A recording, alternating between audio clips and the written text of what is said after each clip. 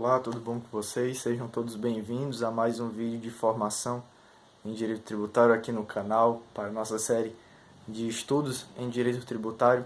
Sejam todos bem-vindos a mais uma aula que nós vamos continuar aqui nossa série de princípios, trazendo mais princípios para vocês, para nós enriquecermos nosso estudo em tributário, criar uma boa bagagem, uma formação juntos. Você que está chegando agora, eu te convido a se inscrever no canal e a todos vocês também que nos acompanham, deixar o seu like no nosso vídeo, ajudar o canal, assim ele ganha mais relevância aqui dentro do YouTube. Também te convido a ativar o sino das notificações. Toda vez que sair um vídeo novo, um conteúdo novo para você, você pode estar acompanhando. E também te convido a, na caixa de comentários, deixar os seus comentários, participar conosco com a sua dúvida, com a sua sugestão.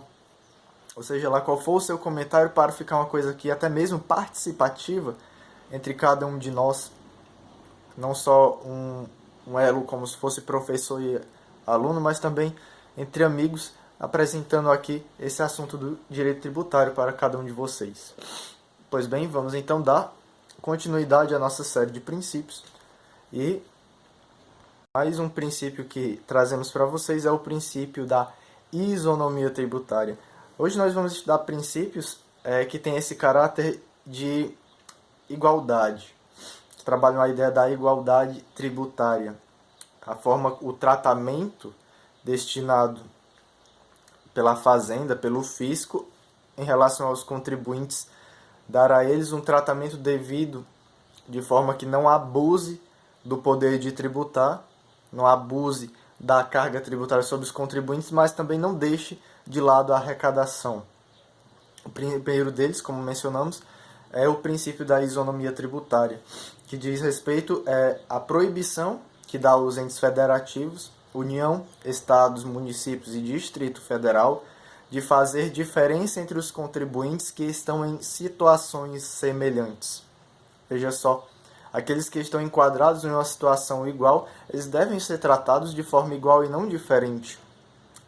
O pensamento contrário seria justamente o de contribuintes em situações diferentes, eles serem tratados de forma diferente. Como, por exemplo, nós vemos no imposto de renda, que quanto maior a renda da pessoa física, da pessoa jurídica, no caso das empresas, quanto maior for a renda, maior será a cobrança, maior será o tributo exigido. Isso tem a ver com o princípio da capacidade tributária contributiva já estudado.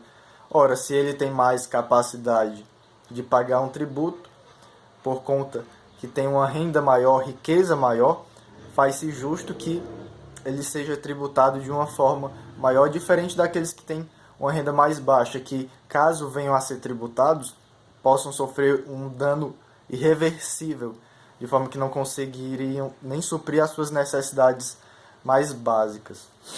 E esse princípio ele tem uma característica muito legal e muito interessante, que seria justamente de que ele é cobrado independente da ocupação profissional e independente também da função exercida, porque nós poderíamos, aqui querendo evitar, o legislador quer evitar, um tratamento diferente entre profissionais autônomos, por exemplo, e servidores públicos, que de repente se traga uma lei, alguma norma tributária, em que eu trate diferente um servidor público encaixado nessa situação, dá um benefício a ele e não aos demais. Ou poderia ser o contrário também, o tratar diferente os servidores públicos, exigir deles um rigor tributário maior, enquanto aqueles que são autônomos, que se encaixam em outras categorias, eu já seria mais brando nesse sentido. Isso sempre olhando para as situações de igualdade. Servidores, profissionais com profissionais, e até mesmo esse equilíbrio entre eles, de forma que, por causa de ele ocupar o serviço público ou por causa de ele ocupar uma profissão autônoma, eles não sejam tratados de forma diferente, no sentido de gerar, então, desigualdades. Eles devem ser tributados, ambos, a fim de manter a arrecadação, a fim de manter a isonomia tributária entre eles. e também vai ser independente. Esse princípio, ele nos traz justamente a independência de, seja lá qual for o nome que se dê à renda oferida. Porque, por exemplo, eu, trabalhador com carteira assinada, eu recebo salário. Poderia vir uma lei e diz que aqueles que recebem vencimentos, no caso de servidores públicos, por exemplo, ou subsídios, outro nome, aqueles que recebem esse nome não serão taxados porque isso não é salário. Não, independente do nome que se dê à renda oferida, essa renda oferida será tributada.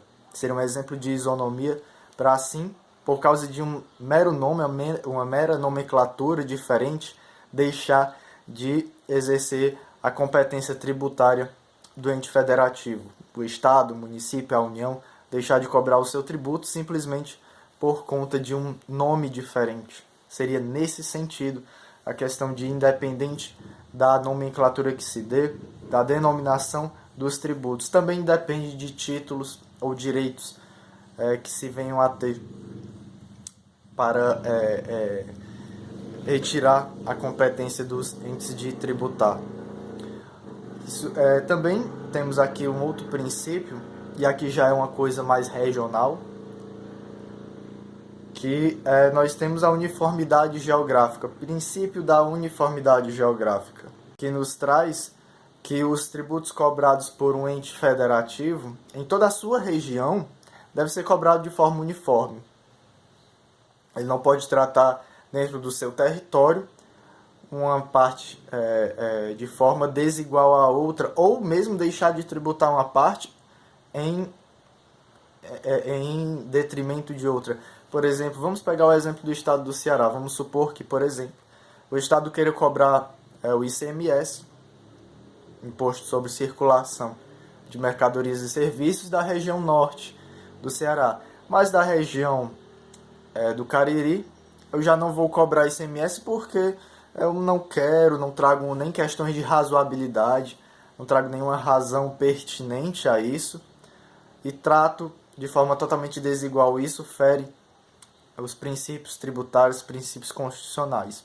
Há uma exceção quanto a isso, mas essa exceção deve ser posta em lei. Qual a exceção que deve ser posta em lei?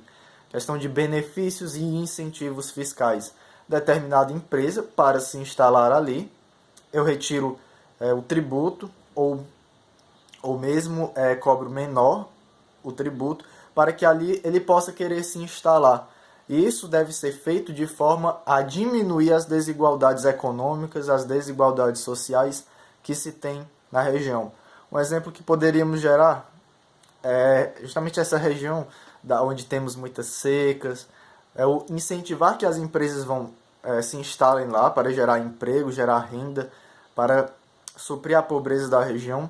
E para isso, para que ela queira se instalar ali, eu retiro algum tributo ou diminuo o peso do tributo.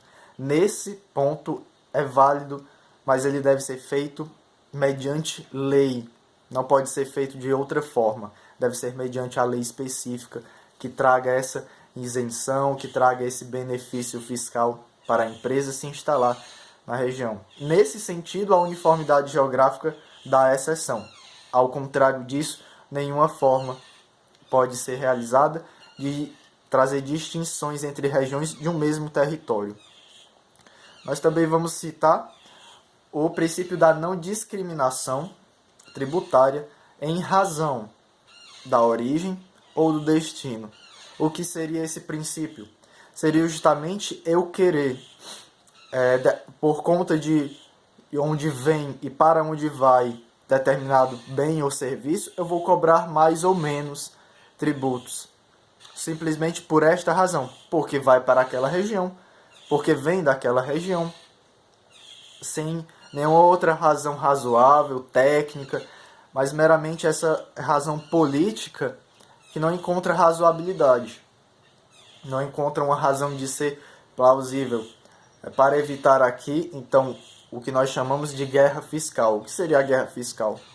Seria justamente eu querer arrecadar mais daquela região, exigir mais tributos dos bens e serviços que são oferecidos naquela região pelo simples fato de ser ela.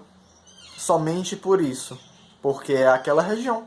Eu vou taxá-la mais, eu vou cobrar impostos mais caros dos bens que ali são ofertados. Isso está posto no artigo 152 da Constituição Federal, a fim de preservar a homogeneidade, para que os tributos sejam cobrados de forma homogênea e, se forem cobrados de forma diferente, o sejam por razões técnicas e não meramente políticas, a fim de você acabar jogando para o contribuinte, jogando para aquele que paga os impostos, o consumidor no caso, uma questão que não diz respeito a eles.